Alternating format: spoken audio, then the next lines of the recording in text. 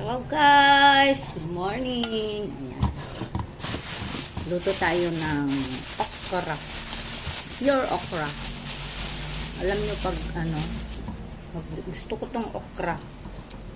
Kahit araw-araw may okra kami. Yung iba ayaw nila ng okra. Ewan ko kung bakit. Ang sarap.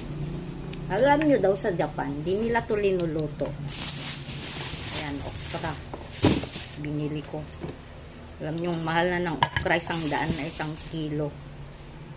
Noon, mura-mura ng okra. Ngayon, ako.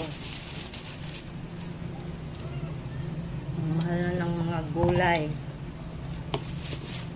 Itong klaseng itong panahon ngayon, sobra. Ang mamahal na ng bilihin.